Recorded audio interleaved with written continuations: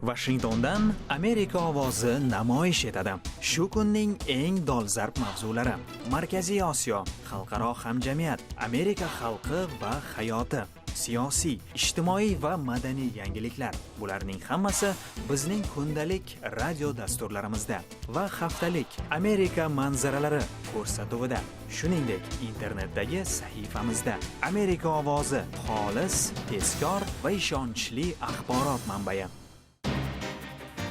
Amerika manzaralari dasturining bugungi sonida Iroqqa qanday yordam berish mumkin? Hillary Clintonning yangi kitobi nimadan darak?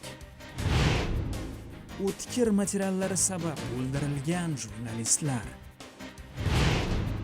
Dunyoning bu qismidagi siyosiy, iqtisodiy va ijtimoiy manzara. Tafsilotlar bilan Washingtondan Navbahor Imamova.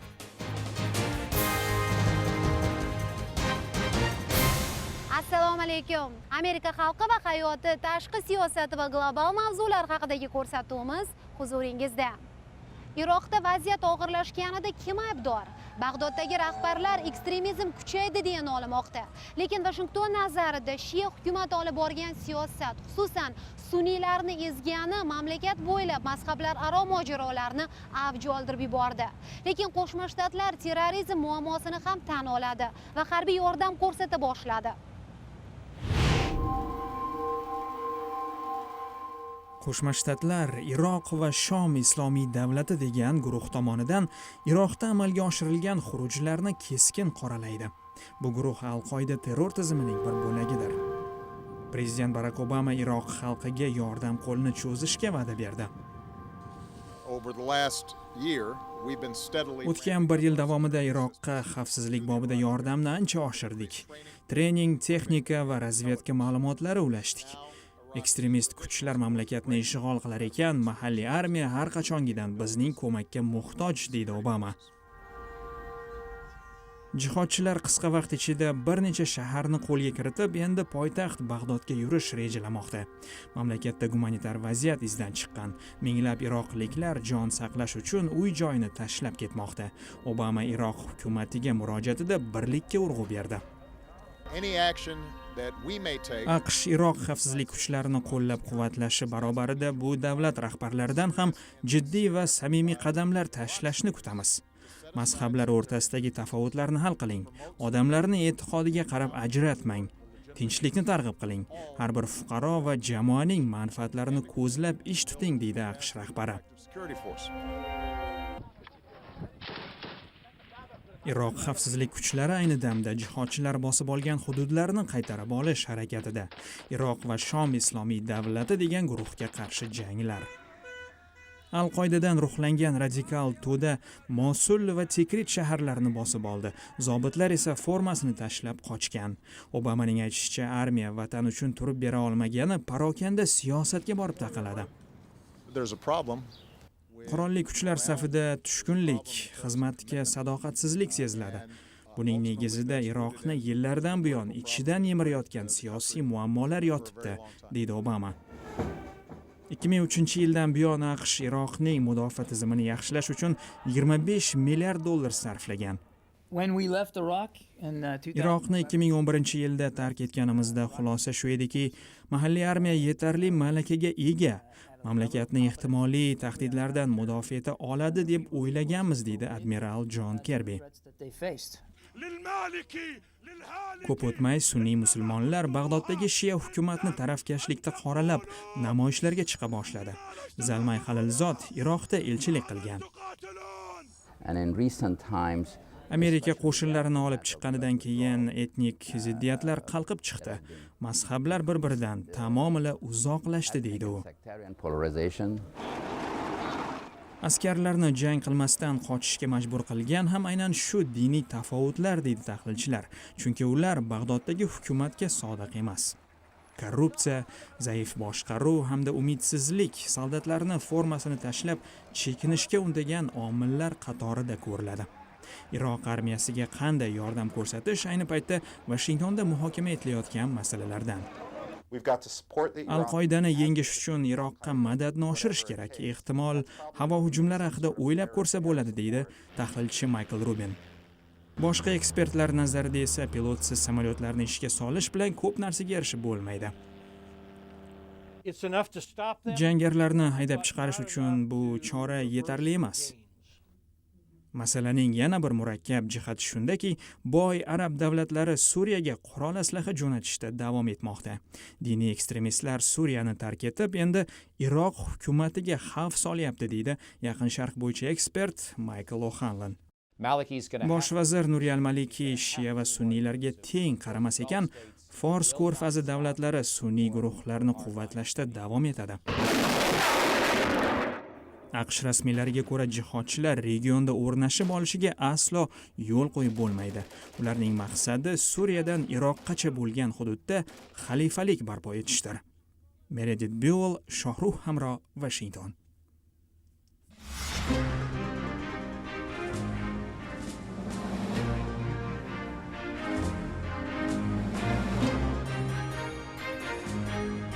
Amerika ahli shu kunlarda Hillary Clintonning yangi kitobini mutolaa qilmoqda. Sobiq prezidentning rafiqasi, sobiq senator va sobiq davlat kotibi qiyin qarorlar deb nomlangan asarida tashqi siyosatdagi tajribasini ko'z-ko'z qiladi. Kitobdagi har bir so'z uchun javob beraman. Tadqiqotchilar yordam bergan bo'lsa-da, har bir vaziyatni, Amerikaning 21-asrdagi o'rniga doir umumiy qarashlarimni o'zim tasvirladim. Davlat kotibi lavozimida Clinton prezident Obamaning sobiq prezident George Bushning diplomatik siyosatidan farqli qirralarni xorijga yoyishda katta hissa qo'shdi. Clinton Obama ma'muriyatining tashqi siyosati Bushnikidan keskin farq qilishini, Qo'shma Shtatlar boshqalarga quloq sola bilishini, xalqaro institutlar orqali hamkorlikka tayyor ekanini ham xalqqa, ham dunyodagi hukumatlarga tushuntirib bera oldi. Washingtonlik tahlilchi Michael Ostinning aytishicha, Clinton xorijga eng ko'p safar qilgan davlat kotibi bo'lishiga qaramay, diplomatik sohada yutuqlari cheklangan edi. Umumiy tasavvur shundayki, Clinton to'xtamay dunyo kezgan bo'lsa-da, ko'p ishlarni uddalay olmadi. Lekin aytish joiz, u Osiyo masalasida Bush davridagi siyosatni tubdan o'zgartira oldi. Clinton Obama ma'muriyatiga diplomatik, savdo va harbiy resurslarni Osiyo siyosati tomon yo'naltirishda yordam berdi. Biroq, deydi tahlilchi Oslin, bu siyosat Xitoyning dengizdagi da'volari bilan to'qnashdi. Mintaqadagi jarayonlarga real ta'sir qilishning imkoni bo'lmayapti. Xitoy da'volari, do'q-po'pisalari to'xtagani yo'q. Clinton yaxshiroq g'oyamiz bor edi deb aytishi mumkin albatta, ammo yaxshiroq natijaga erishdik deya olmaydi. Clinton 2012-yilda Liviyaning Beng'ozi shahrida 4 amerikalikning o'limiga yetaklagan AQSh konsulligiga hujumning oldi olinmaganidan afsusda. Clintonning Beng'ozidagi voqea bo'yicha Senatda bergan izohlari diplomatik faoliyati davridagi eng ziddiyatli bayonoti bo'ldi. Ko'p savollar javobsiz qoldi. Sizning javoblaringiz meni qoniqtirmadi. Clinton voqea ortida turganlarni javobgarlikka tortishga chaqirib keladi. 4 amerikalikni yo'qotdik. Qotillar siyosatimizdan norozi bo'lgani uchun shunday qildimi? Yoki tunda amerikaliklarni ovlash uchun ko'chaga chiqishganmidi? Buning hozir nima farqi bor? Vazifamiz nima bo'lganini aniqlab, kelajakda bu kabi voqeaning oldini olishdan iborat. Tahlilchi Heidemanning aytishicha, Shimoliy Afrika va Yaqin Sharq bo'ylab kuzatilgan xalq isyonlaridan AQSh diplomatiyasi samarali foydalana olmadi. Hillary Clintonning davlat kotibi lavozimidagi faoliyati arab dunyosida AQSh haqidagi tasavvurlarni zarracha o'zgartirmadi. Mintaqada Amerikaga bo'lgan hurmat hali ham ancha past. Suriyadagi urushga kelsak, deydi Heideman, Clinton prezidentdan ko'ra qattiqroq siyosat yuritishni taklif qilgan. Clinton AQShning Suriyada faolroq harakat qilishini targ'ib qildi. Masalan, u muxolifatning harbiy qanotini qurollantirish kerakligiga urg'u berdi. Tahlilchi Heideman nazarida prezident Suriya masalasida Clintonga quloq solganida nufuzi ancha oshgan bo'lardi. Biroq endi sobiq davlat kotibi qarashlardagi bu farqdan 2016-yilda prezidentlik uchun saylov kampaniyasida o'z foydasiga foydalanishi mumkin. Odil Ro'zaliyev, Amerika ovozi televideniyasi uchun. Internetdagi sahifamizda nafaqat Amerika tashqi siyosati va global mavzular, balki Markaziy Osiyodagi muhim o'zgarishlar, o'zingiz yashayotgan jamiyatdagi yangiliklarni ham yoritib boramiz. Biz bilan ijtimoiy tarmoqlar orqali ham bog'lanishingiz mumkin. Facebookda bormiz, shuningdek Twitterda Odnoklassniki, Mo'mir va VKontaktedan ham bizning sahifalarimizni topishingiz mumkin. Saytimizda bloglarimizni o'qishingiz mumkin. Turfa xil mavzularda Intergap, Yoshlar-iston, Talabalar shaharchasi, Vatan manzaralari va Tadbirkorlar fabrikasi. U yerda o'z fikrlaringizni qoldirishingiz ham mumkin. Amerika manzaralari telejurnali, Amerika siyosati va hayoti, Markaziy Osiyo, xalqaro hamjamiyat, ijtimoiy madaniy yangiliklar. Bularning hammasi bizning haftalik ko'rsatuvimizda. Keremet telekanalida har dushanba 18:30 da. Internetda istalgan paytda. Parabolik antena orqali har kuni Asiasat 3 C to'lqini 340-kanalda. Amerika ovozi, xolis, tezkor va ishonchli axborot manbai. Dasturimiz davom etadi. Washingtondagi Museum axborot muzeyida yillar davomida dunyo bo'ylab o'z vazifasini bajaraman deb halok bo'lgan jurnalistlarning ism-shariflari muhrlangan. Ular orasida hamkasbimiz Alisher Soipov Qirg'izistonda 2007-yilda o'ldirilgan jurnalistni ham topasiz. Afsuski, bu ro'yxatga har yili yangi nomlar qo'shiladi. Museumning xotira devorida 1837-yildan 2013-yilga qadar halok bo'lgan 2200 dan ortiq muxbirning suratini ko'rish mumkin. Bu ro'yxatga yana 10 kishining ismi qo'shildi. Jen Palesinskining aytishicha, bu axborot yig'ish yo'lida jurnalistlar yuzlashayotgan xavf-xatarni aks ettiradi. Filippinda halok bo'lgan radio boshlovchi hamda Rossiyada qattiq kaltaklanib 5 yildan so'ng jon bergan muxbirning ismlari bor. Yana qancha dovyurak insonlarning ism-sharifi bizga ma'lum emas, lekin ular ham bu devordan joy olishga loyiq, deydi u. Kathleen Carroll, Associated Press agentligi vitse-prezidenti. Ular olgan suratlar kimgadir yoqmagan, tushirgan tasvirlar kimgadir xush kelmagan. Dadil savol berishga jur'at etgani yoki tanqidiy maqola yozgani uchun nishonga olingan. Jurnalist dunyoning qaysi bir burchagida faoliyat yuritmasin, deydi Carroll, kasbning mohiyati o'zgarmaydi. Voqealarni yoritish, maxfiylik pardasini ochib tashlash. Britaniyaning Sky News telekanalida operator bo'lib ishlagan Mick Dean Misrda o'qqa tutilgan. U sobiq prezident Muhammad Mursi tarafdorlari va xavfsizlik kuchlari o'rtasidagi to'qnashuvlarni yoritayotgan bo'lgan. Oila a'zolari uni xotirlab muzeumga kelishdi. Things like this really just help pinpoint. Otamdan faxrlanamiz. Ana shunday marosimlar uning ishlarini bizga eslatib turadi. Devordagi har bir muxbirning yaqinlari ulardan faxrlansa arziydi, deydi marhumning o'g'li. 2013-yilda halok bo'lganlar orasida Ghislaine Dupont va Claude Verlon ham bor. Malida isyonchilar yetakchisidan intervyu olgach, ularning jasadi topilgan. Rodrigo Neto Braziliyada korrupsiya hollarini tekshirgani uchun, Filippindan Fernando Solejon esa tanqidiy maqolalari uchun otib ketilgan. Ularni yodda tutishimiz kerak, deydi Jen Palesinski. Jahon bo'ylab har kuni jurnalistlar bizga axborot yetkazish uchun o'z hayotini xavf ostiga qo'yadi. Xotira burchagini tashkil qilganimizdan maqsad ularni bir zum bo'lsa ham to'xtab yodga olish. Bu sohaning qanchalik xatarli ekanini esdan chiqarmaslik. Muzey ma'muriyatiga ko'ra ro'yxatga qo'shilgan ismlar professional faoliyatini ado etayotib halok bo'lgan barcha jurnalistlar xotirasiga bag'ishlanadi. Huquq tashkilotlari hisobicha 2013-yilda dunyo bo'ylab 77 muxbir o'ldirilgan, yana yuzlab nafari qamoqqa tashlangan. Maryam Diallo, Shohruh Hamro, Washington.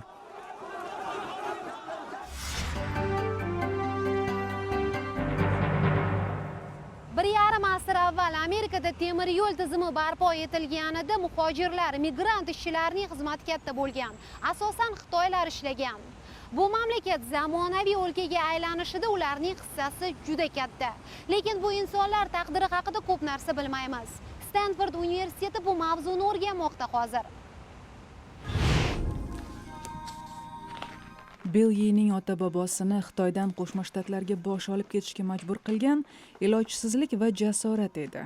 My great-grandfather came over. Katta bobom oltin talvasasi yillarida Amerikaga kelib, boylik orttirib, Xitoyga qaytib ketgan. Undan keyin boshqa bobom AQShda temir yo'l qurgan. Grandfather came over to work on the railroad. Yerni tekislash uchun porox yordamida portlashlar qilgan. Working with black Umr bo'yi shu bilan shug'ullanib, hatto ishlayotib vafot etgan.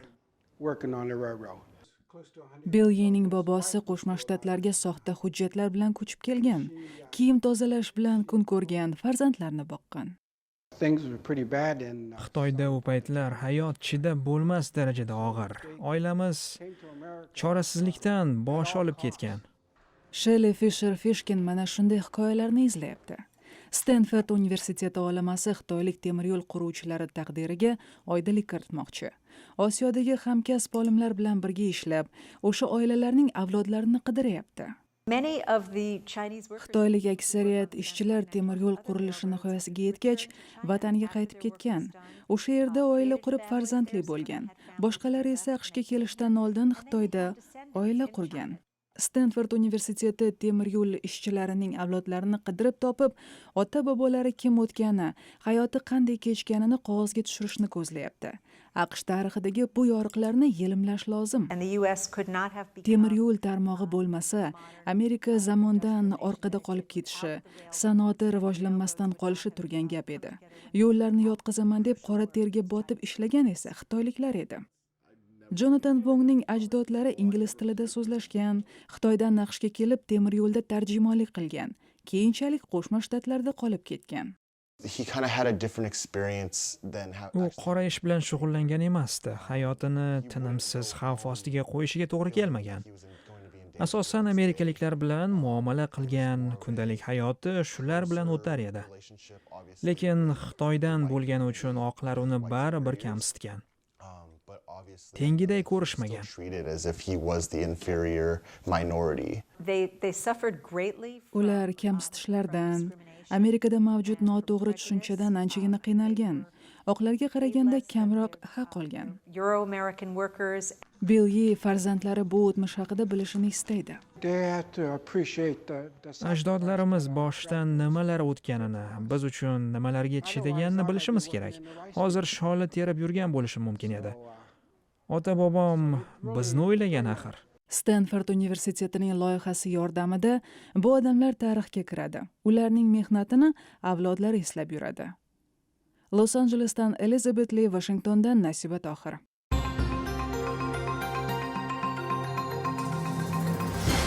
Internetga kira olsangiz va tezlik joyida bo'lsa, YouTube'dagi kanalimizga kirib turing. U yerda ko'rsatuv va reportajlarimizni istagan paytingizda tomosha qilishingiz mumkin. Dasturimiz esa davom etadi. Amerika ovozi. Televizorda, radioda va internetda. Shuningdek, uyali telefoningizda. O'qing, tinglang va tomosha qiling. So'nggi xabarlar tezkor, xolis va ishonchli.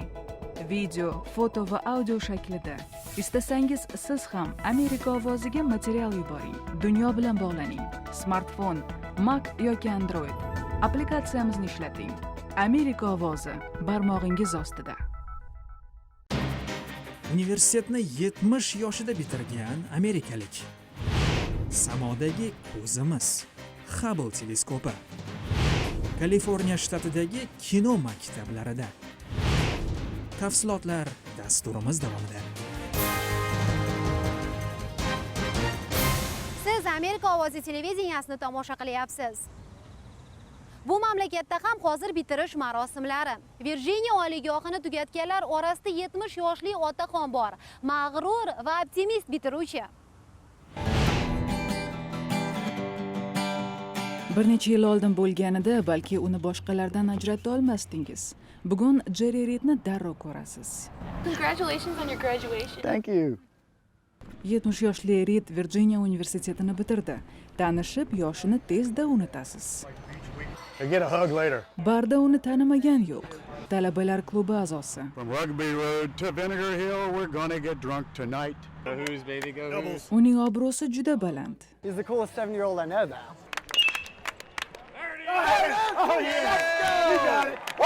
Jerry Reed universitetda sport ishqibozlari klubining shijoatli vakillaridan edi. Unga talpinishadi. Wahoo! Wahoo!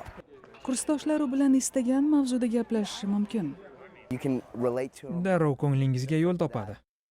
20 yoshida Jerry Reed yoshlik beboshlik shiori bilan yashardi. O'shanda do'sti Virginia universitetida bayramga taklif qilgan. Bill Sturman just Do'stim Bill Sturman menga tanbeh berib, o'yin qaroqlikni yig'ishtir odam bo'lmaysan degan esimda. O'qishga kir degan menga. 1963-yilda bo'layotgan ish bu. 48 yil o'tib, Reed o'sha maslahatga yurdi. 2011-yilda o'qishga kirdi. Our next speaker is Jerry Reed. Bitiruv imtihonida u fuqarolik urushi qahramoni general Stonewall Jackson haqida so'zlab berdi. his blunders were not as large as the enemy's in most cases. An astounding luck remained on his side. Jerry Reedni Virginia universitetidagilar eslab yuradi, deydi professor Luke Wright. He certainly opened the mind. 18-21 yoshli kursdoshlariga saboq bu. 40 yoshda hayotni yangidan boshlash mumkin. Remember that path that you left. Tugallanmagan ishga qaytish mumkin. Hech vaqt umidsiz bo'lmang. O'qishga, ishga yana qaytib oxiriga yetkazing. Men aynan shunday yo'l tutdim. O'qishlar bitib, Jerry Reed rafiqasi bilan endi tanaffus qilmoqchi. Oradan biroz vaqt o'tgach, magistraturaga hujjat topshirmoqchi. Shoot, we still got parties together too. Virginiyadan Carolyn Presutti, Nasiba Tohir.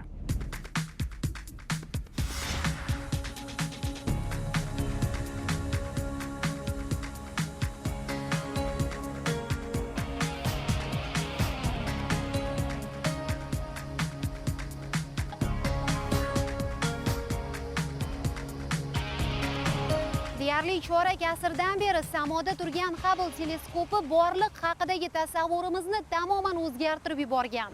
Uning faoliyati haqida yaqinda maxsus ko'rgazma ochildi. Teleskop 1990-yilda Discovery fazo kemasida samoga olib chiqilgan edi. U yuborgan ilk tasvirlar negadir xira chiqdi. Muammo Hubblening asosiy oynasida bo'lgan. Uning qalinligi talabga javob bermagan. Oradan ko'p o'tmay AQSh fazo agentligi orbitaga missiya jo'natib, teleskop kamerasi va optikasini almashtirishga muvaffaq bo'ldi. Astronavtlar ana shunday murakkab operatsiyalarni bajara olishini isbotlagan, deydi David Dvorkin, AQSh kosmonavtika muzeyi kuratori. The whole idea of living and working in space is doing useful. Koinotda yashab ishlashdan ko'zlangan maqsad ham shu: ta'mirlash, kashfiyotlar qilish. Texnologiyalar haqida gapiradigan bo'lsak, bugungi teleskoplar ancha ilg'or.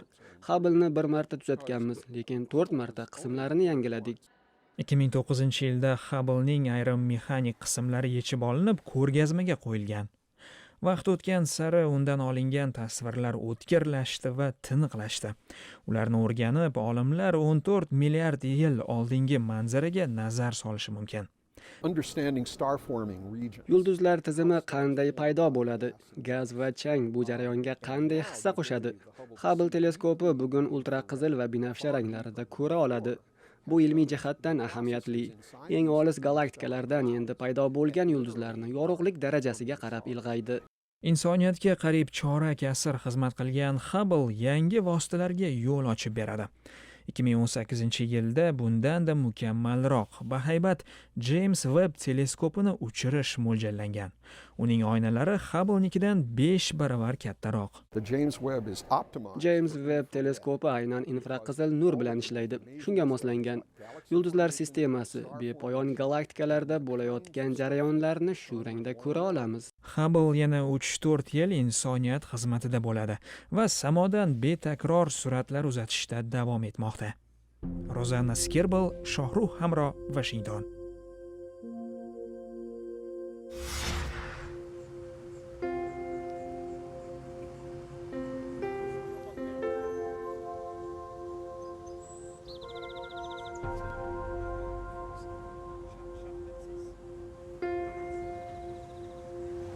Biyobon deganda suvsiz bir sahro ko'z oldimizga keladi. Amerika janubi g'arbi, Meksika shimoli g'arbida Sonora degan dashtlik bor. Hayot gurkiraydi u yerda. Hayvonot bog'i va muzey ham mavjud. Sonora muzeyida aksariyat eksponatlar tabiat qo'ynida yashaydi.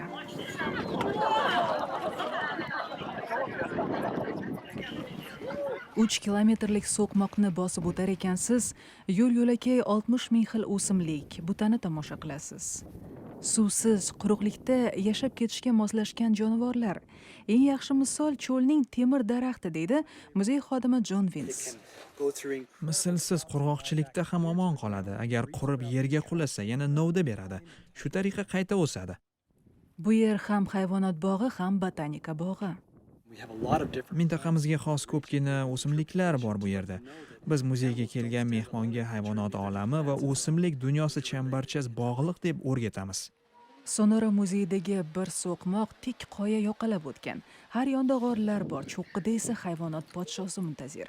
Muzeyga kelganlar g'orni kezib, uning sohiblari bilan, jumladan haqiqiy sherlar bilan yuzlashadi. Look, Skylar. Isn't he cute? Don't you want a kitty like that? He's a big little guy. Sher barobarida Sonora cho'lida uchraydigan yana 200 hayvon bor bu yerda. You see him? He's looking at me. Muzey Sonora cho'lidagi hayvonot olami va o'simliklarni asrab-avaylash bilan ham mashg'ul, chunki uning maqsadi inson va tabiatni hamohang yashashga o'rgatish. Nasiba Tohir, Amerika ovoz televideniyasi.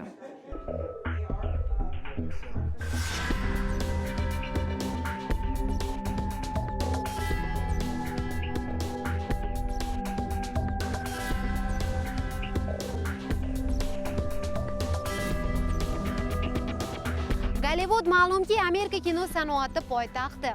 O'z kelajagini bu sohada ko'rganlar tabiiyki Los-Anjelesga intiladi. Bu shahar joylashgan Kaliforniya shtatida kino maktablari juda ko'p. Rejissyor va prodyuserlar tayyorlab beradi. Kaliforniya universitetida talabalar kino olishning motion capture nomli usulini o'rganadi. Rejissyor James Cameron 2009-yilgi Avatar filmida ana shundan foydalangan edi. Student Ivy Lin Xitoyning Shandong provinsiyasidan. U o'zi yaratgan filmini yakunlash arafasida. Madaniy farqlar, hissiyot va xitoycha taom haqida so'z boradi unda. Talaba qiz kasbiy hayotga jiddiy tayyorgarlik ko'ryapti. I hope to do like Film prodyuseri yoki marketing bo'yicha ekspert bo'lmoqchi.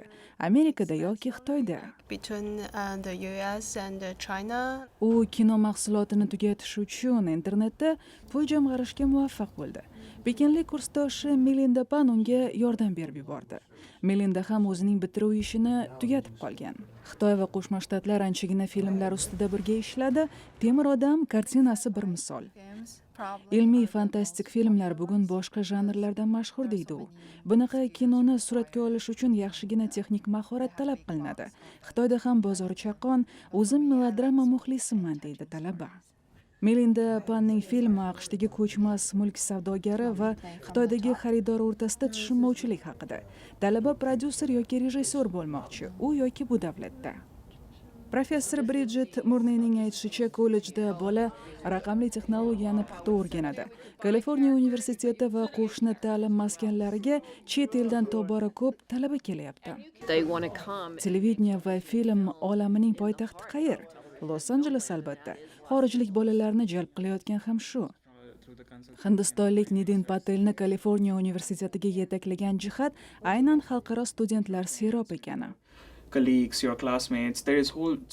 O'rtoqlarim, hamkasblarim, sinfdoshlarim butun dunyodan. Bilim olaman, har xil madaniyatlar bilan tanishaman. Bo'sh vaqtimni mana shu odamlar bilan o'tkazaman. Bu tajriba xalqaro kino sanoatida bemalol ishlab ketishim uchun kerak bo'ladi, deydi gujaratlik Nidin. Los-Anjelesdan Mike O'Sullivan, Nasiba Tohir. Bugungi ko'rsatuvimiz mana shulardan iborat edi. E'tiboringiz uchun tashakkur. Ko'rsatuv va yoritayotgan mavzularimiz yuzasidan fikr va mulohazalaringizni kutib qolamiz. Eslatib o'taman, kundalik yangiliklar bilan saytimiz amerikaovozi.com da tanishib boring. Shuningdek, radio eshittirishlarimizda.